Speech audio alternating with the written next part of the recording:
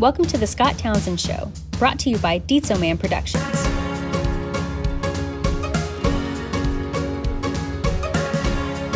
Hey, this is Scott Townsend, and you're listening to the Scott Townsend Show. And today I have with me two special guests here locally in Bartlesville. We're going to be talking about something that's very top of mind and probably at the top of everyone's mind, and that is COVID vaccines. And so we've invited Emily Snow. She's the emergency response planner for Washington County, and Kary, the emergency management coordinator. They're a team here in Bartlesville who have worked for quite a while now on various emergency situations. So welcome to the show. Thank you. Thank you. Tell me a little bit about, just give us an overview. Someone checking in doesn't know much about the Washington County emergency management, or maybe didn't even know we had one. No slight on you guys at all, but you're the kind of guy, you're the kind of people that we hope we don't have to see, because if we do see it, there's an emergency.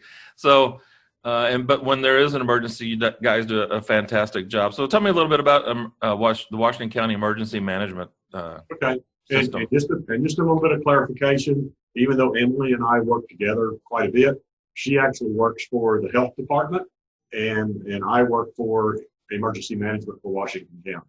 Okay. So separate agencies, but we partner a lot together, especially on things like this pandemic. Right. Okay. Good. But yeah, a lot of what we do in this pandemic is something kind of new for us, not something that we would normally do. We're responsible for the preparedness, the response, and the recovery of our community for any type of impact. But typically it's a natural disaster. Can be man-made, like hazardous material spills or leaks. But typically we deal with natural disasters, whether it be tornadoes, flooding, wildfires, winter storms, things like that. So, Emily, have you ever seen anything like this before? Have you, from a state level, have you guys ever worked on anything this large up to this scale? Plans have been in place for the state for mass immunization events like this for 15 to 20 years. Oh.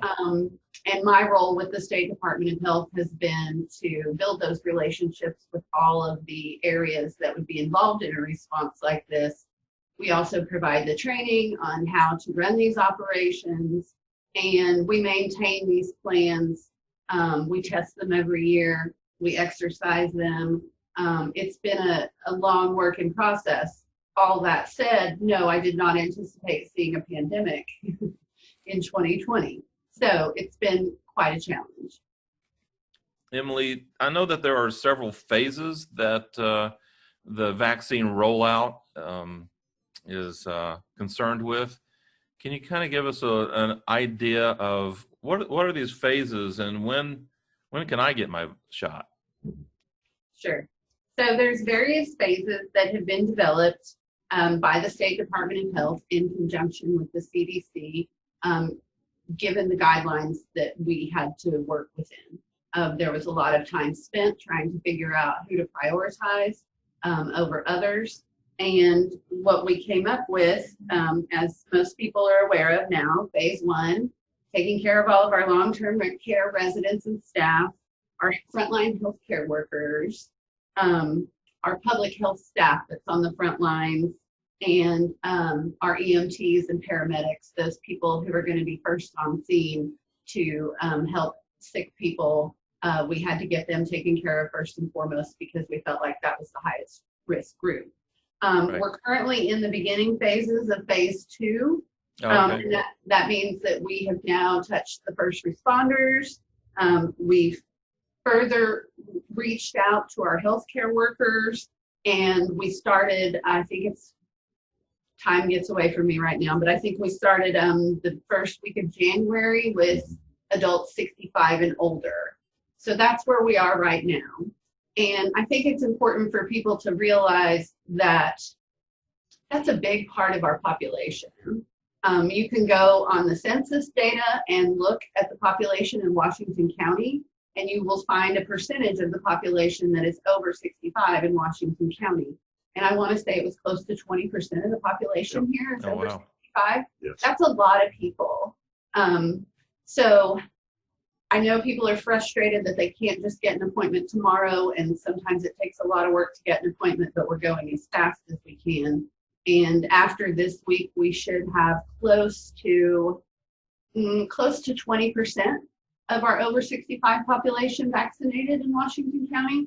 So that's really pretty good. We're actually doing really well for the state as it relates to doing that. But back to your question about the phases, Right. the next place we will go, once we get a little further into these phases, then we will start opening it up to persons of any age with comorbidities. So that's going to be a much bigger pool of people. We're still not really clear when that's going to happen. Everybody just is kind of trying to figure out how far we're getting so far and what we've accomplished and how much further we need to go before we can open up to the next phase. So there's no set timeline on that, but I can say that we have moved quicker through the phases so far than was anticipated in the planning. So we're real proud of that. Good deal. If someone is looking for more information about the vaccine, where to go to get the vaccine, what the state's talking about, what you guys are talking about, where do I go? Where does my neighbor go to get more information if they're curious as far as the rollout and available, all that stuff, all the information? So the very best place to start would be with your county health department Facebook page and social media pages. If you don't find the information you're looking for there, then you can check on the State Department of Health's social media pages, or you can go to the State Department of Health's website at health.ok.gov, and you can find just about anything and everything you would want to know there. Okay. Which we'll put links in the show notes below for anybody that's interested. Perfect. Wants more information. And Scott, we might add there that we've been getting a lot of phone calls here and at the local health department. And I know that people are a little frustrated with the process, and understandably so. But in calling the Emergency Operations Center or even the local health department is not really going to do them any good. Right. The health department, for instance, and Emily can touch on this, they're out trying to administer these vaccines, do the testing for the COVID testing, along with all their other duties that they do on a regular basis. And they just do not have the personnel or the infrastructure to support this massive load of phone calls coming in. And that's the reason that they've set up social media and web pages, and like 211 is a number that they can call to get information as well. Now that's interesting. I didn't know about 211. What is that? Yeah, do you want to? So 211 is a central phone location all throughout the state. And we've been very quickly trying to beef it up to handle the call volume. But that is where people without internet, people who don't feel comfortable using technology, they can call 211. It's just like calling 911, but 211, and they can get the assistance they need there. So if someone was interested in following on social media, where might they go? For Bartlesville residents, the Washington County Health Department page is going to be your best bet to follow. You can On Facebook? Yes, on Facebook primarily. You can also change your settings in Facebook for it to notify you every time a new post is made on that page. And I would encourage people who are trying to find out that information to do that. Is there such a thing as being able to sign up for a vaccine, make an appointment, or? Yes, the vaccinate.oklahoma.gov website is the registration portal. That is where everyone who needs a shot can register. And you can register now, even if you're not in the phase that's receiving vaccine right now. That's good to know. So it's important to be very careful when you're going through the questionnaire because there's not a way to edit your answers after you submit it. And I think that's an important point that people should know. Be very careful, check every single question before you click submit.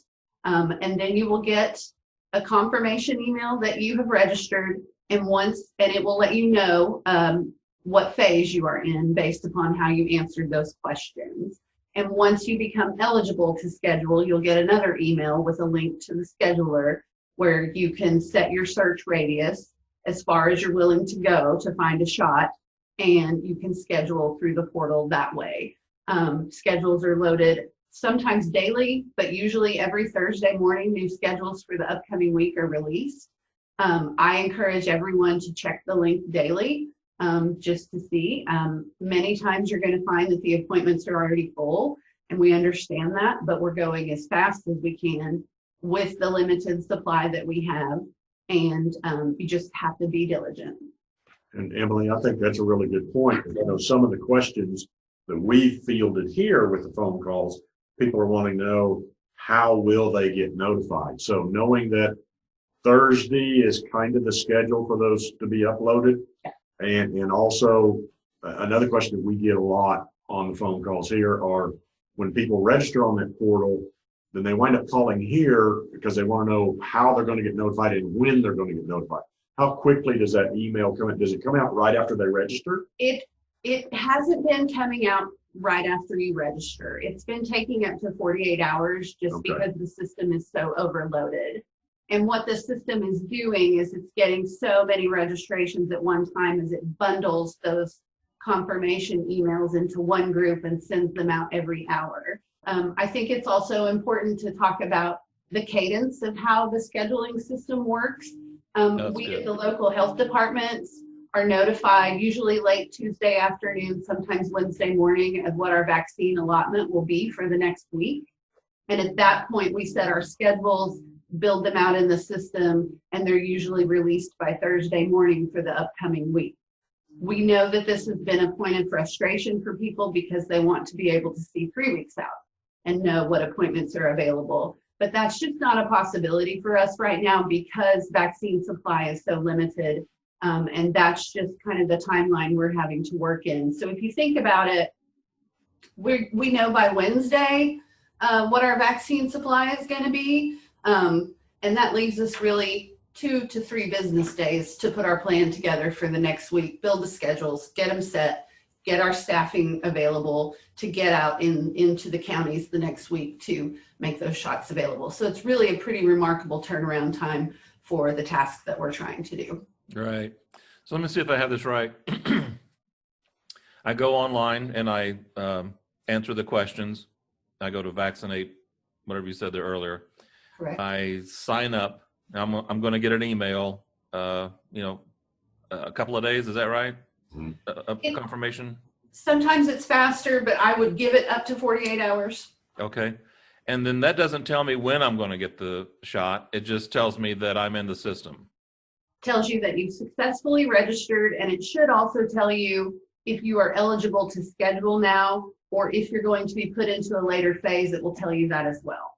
So if I'm in the later phase, which I'm sure that I am, then it's I need to wait until I'm notified. I get a notification that, hey, you're coming up next week? Once you are eligible to schedule, you'll receive another email, and that email comes every 2 or 3 days. They send it repeatedly with the link to the scheduler in it. And once you're eligible to schedule, then it's basically on you to be diligent and go find the appointment that works best for you based on availability. Okay, so then you'll sign up based on what dates and times are open. Right. Okay. And so easy enough. But it's a 2-part process. You have to register and kind of get put into the bucket of everybody wanting a vaccine. Okay. And that tells you where you fit in line, basically. But it doesn't guarantee you a scheduled spot. That's still your responsibility once you're eligible to schedule. Good point. Okay, great. Yeah, so the task is Herculean, It's just huge. And it sounds like it's, for what you've got, the system that you have, it sounds like it should be working pretty good. I mean, when you're trying to roll that many people through, man, can't even imagine. Yeah. Scott, and I might add too that I think in Oklahoma, they've done a really good job. We've done a really good job in getting that vaccine out to the people. And again, I know there's been a lot of frustration of people wanting to get the vaccine and that vaccine not being available.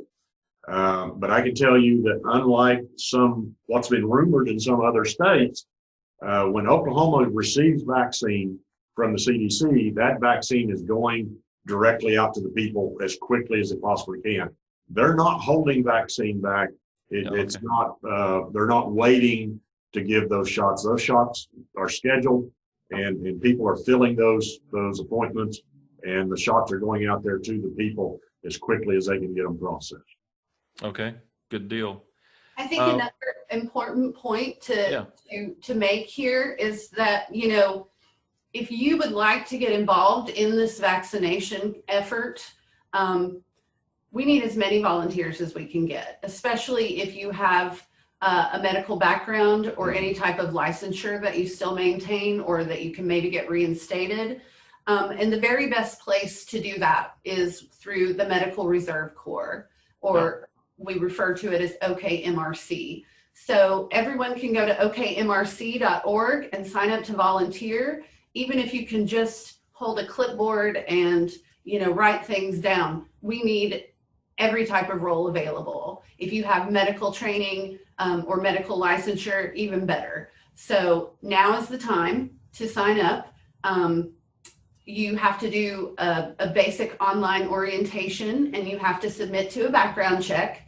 But what this does, once you're fully credentialed through OKMRC, is that you will be given opportunities to volunteer. You can always say no. That's the beautiful part about volunteering. Right. But if you choose to say yes, you're covered under the liability clauses of the OKMRC. So you're protected within your service to the state, which is helpful. And it also provides credentials that you'll need to be able to access these sites. So if you have the time and the availability and the heart for volunteering, please sign up. We need you. I'm sure there's a lot of people out there. I didn't know that. And I'm sure there's a lot of people out there that I'm going to bet are going to want to take you up on that.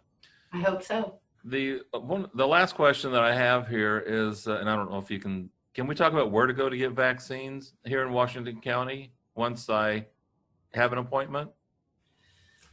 Right now, the appointments for Washington County are being run out of the Washington Park Mall. We have space reserved there. We're doing a pod there today. POD stands for point of dispensing in our public health speak. So right. I feel like point that out. I heard that the Dodger Stadium is a pod in New York. That's the first time I heard that phrase, point of distribution. Yeah, that's not my territory, thank goodness. But I'll stick with Washington Park Mall. The folks there have been so helpful for us, and we're very excited to be partnering with them. But as a reminder, you can't just show up there without an appointment. You will be turned away. We're sorry that that's how it is, but that's just how. And so don't go to Washington Park Mall looking for information. You're just going to clog up the system. You're going to slow things down. Don't go there. Yes. Just go online to the links that you mentioned earlier. Or call 211. Or call 211. Like I said, the links will be in the show notes below, or if you need to listen to this podcast again, over and over, and share this with other people too. And I know the city will be posting a link to this interview in their city beats so that people can get the vaccine information. And well, you guys are doing a great job, and I know it's a huge effort, but keep up the good work, and let's kick this COVID thing to the curb. Thank you for that. I would just like to make an appeal to everybody in Washington County to just let them know that we're doing everything that we can. We're maxed out on what we can offer right now, and we all take this very, very seriously. Your health and your life is important to all of us, and we're doing everything we can to get you a vaccine. That's great. Yeah, and I know that the city is very interested in this, in conjunction with what you're doing in the city with their information campaign, public awareness on COVID, and trying to help back up the watch your distance, wear your mask, wash your hands. I'm sure that we'll see the end of this here sooner than later, but it's been a tough road to hoe. So appreciate you guys and all that you do. And if you need more information regarding anything that we said here in the interview today, like I said, check out the show notes for all the links that were mentioned today. And Kary, Emily, really appreciate your time. And for Kary and Emily, this is Scott Townsend. Thanks for watching the Scott Townsend Show, and we'll talk to you later.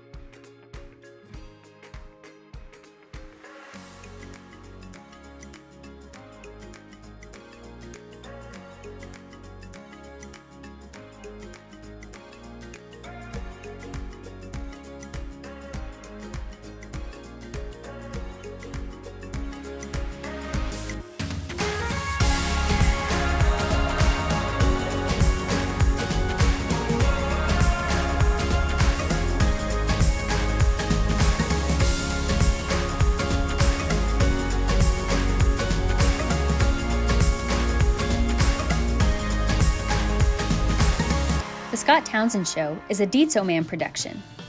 For more episodes, visit the Scott Townsend Show YouTube channel, listen on Apple Podcasts, or wherever you listen to your favorite shows.